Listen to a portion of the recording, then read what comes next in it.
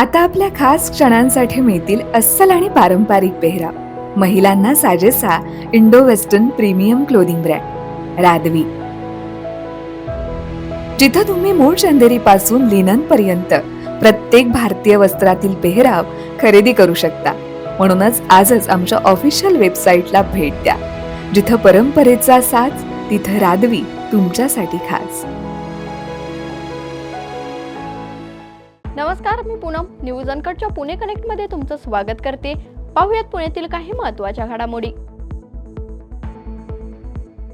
पंतप्रधान नरेंद्र मोदी सरकारनं आरोग्य क्षेत्रात चांगलं काम केलंय.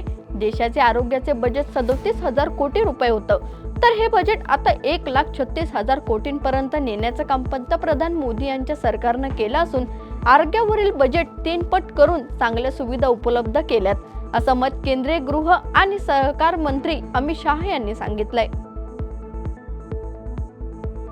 पुण्यातील कोंढवा परिसरातील डिलिव्हरी बॉयनं घरात घुसून तरुणीवरती अतिप्रसंग केल्याचं म्हटलं जात होतं. मात्र या प्रकरणात आता धक्कादायक असा ट्विस्ट समोर आलाय. अतिप्रसंग करणारा युवक हा तरुणीचा बॉयफ्रेंडच असल्याचं पोलीस तपासात उघड झालंय. तर विशेष म्हणजे गेल्या अनेक वर्षांपासून ते एकमेकांशी शारीरिक संबंधात होते. मात्र त्या दिवशी मुलीची इच्छा नसतानाही मुलांनी संबंध ठेवण्याचा प्रयत्न केल्यानं रागाच्या भरात तरुणीने बलात्कार करणारा बॉयफ्रेंड नसून तो कुरिअर बॉय असल्याचा बनावट पोलिसांसमोर केलाय. पिंपरी चिंचवडमध्ये एका भयानक कटाचा पर्दाफाश झाला असून मावळचे आमदार सुनील शेळके यांच्या संभाव्य हत्येचा कट रचल्याचं तपासात समोर आलंय. या संदर्भात आमदार शेळके यांनी महाराष्ट्र विधानसभेत लक्षवेधी सूचना मांडत गंभीर प्रश्न उपस्थित केलाय. त्यांच्या सूचनेला उत्तर देताना गृह राज्यमंत्री योगेश कदम यांनी या प्रकरणाचा सखोल तपास करण्यासाठी विशेष तपास पथक नेमण्याचा निर्णय 7 दिवसात घेण्याची ग्वाही दिली आहे. व्यापार आणि उद्योगांच्या निमित्तानं आलेल्या गुजराती बांधवांनी एकत्र पुणेकरांसाठी Jayraj sports and convention centre स्थापन केलंय. याचं उद्घाटन काल गृहमंत्री अमित शाह यांच्या हस्ते करण्यात आलंय. तर या भव्य अशा सेंटरमध्ये खेळांचे विविध प्रकार शिकता यावेत आणि सरावही करता येणार आहे. तर या सेंटरच्या माध्यमातून पुण्यातील खेळाडूंना राष्ट्रीय आंतरराष्ट्रीय पातळीवर चमक दाखवण्यात मदत मिळणार आहे. हिंजवडी ते शिवाजीनगर यांना जोडणाऱ्या पुणे मेट्रो लाईन 3 प्रकल्पाचे 87% काम पूर्ण झालं असून उर्वरित काम अंतिम टप्प्यात पोहोचलंय. तर याच पार्श्वभूमीवर काल मेट्रोची मान डेपो ते PMR 4 स्थानकांपर्यंत पहिली चाचणी यशस्वीरित्या पार पडली असून पुणे महानगर प्रदेश विकास प्राधिकरण, टाटा व सिमेन्स समूहाच्या नेतृत्वाखालील Pune IT city metro rate limited या सार्वजनिक खासगी भागीदारी मंडळाद्वारे विकसित होणारा हा प्रकल्प आता पूर्णत्वाच्या दिशेने वाटचाल करतोय. एसटी कर्मचाऱ्यांच्या वेतनासाठी दर महिन्याला सरकारकडून निधी उपलब्ध करून दिला जातो. गेले अनेक महिने मागणीप्रमाणे आवश्यक निधी येत नसल्यानं कर्मचाऱ्यांना नक्त वेतन देण्यात येत असून कर्मचाऱ्यांच्या वेतनातून कपात करण्यात आलेली साधारण 2600 कोटी रुपयांपेक्षा जास्त रकमेची देणगी संबंधित संस्थांकडे भरली नसल्याचं महाराष्ट्र एसटी कर्मचारी व विविध संघटनेकडून सांगण्यात आलंय.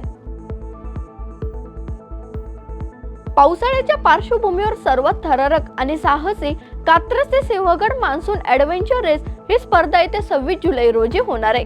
तर या स्पर्धेचं उद्घाटन गिरीप्रेमी संस्थेचे प्रमुख उमेश झिरपे, बांदल ग्रुपचे निलेश बांदल यांच्या हस्ते करण्यात येणार आहे. तर या निमित्तानं पुन्हा एकदा पुणेकरांना थरारक साहसी अनुभव घेता येणार असून ही अनोखी स्पर्धा कात्रज बोगद्याच्या टोकापासून सिंहगड किल्ल्याच्या पायथ्यापर्यंतच्या 13 डोंगरांमधून 21 किलोमीटरचा प्रवास करणार आहे. मात्र ही स्पर्धा केवळ धावण्यासाठी नाही, तर सहनशक्ती, इच्छाशक्ती आणि आत्मविश्वासाची खरी परीक्षा पाहणारी असणार आहे. पाकिस्तानी गुप्तचर यंत्रणेला गोपनीय माहिती पुरवल्याप्रकरणी येरवडा कारागृहात असलेल्या संरक्षण संशोधक विकास संस्थेचा माजी संचालक डॉक्टर प्रदीप कुरुलकर याच्या विरुद्ध शासकीय गुपित अधिनियमाचा भंग केल्याप्रकरणी दाखल केलेल्या गुन्ह्यातील कलम लागू होत नसून डॉक्टर कुरुलकर याला दोषमुक्त करण्यात यावं, असा युक्तिवाद बचाव पक्षाच्या वकिलांनी काल न्यायालयात केलाय. पुण्यातील सोमवारपेठमध्ये नरपतगिरी चौकी ते मोर या राष्ट्रीय पक्षाचे पिस अवैधरित्या साठवणूक करून विक्री करत असल्याची गुप्त माहिती मिळवल्यावरून घटनास्थळी जाऊन एकूण 11 आरोपींना वन विभागाच्या पथकानं ताब्यात घेतलंय.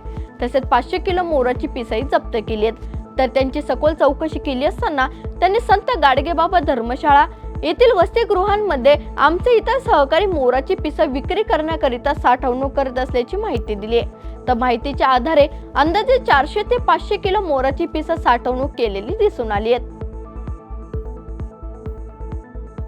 एका व्हॉट्सअप ग्रुपमध्ये महिलेला ऍड करून तिला शेअर मार्केटमध्ये गुंतवणूक करण्याच्या बहाण्यानं वेगवेगळ्या खात्यात तब्बल 29,07,000 भरण्यास सांगण्यात आल्यानंतर कोणताही परतावा न देता फसवणूक करण्यात आली आहे. तर या प्रकरणी शिवाजीनगर पोलीस ठाण्यात महिलेकडून तक्रार दाखल करण्यात आली आहे.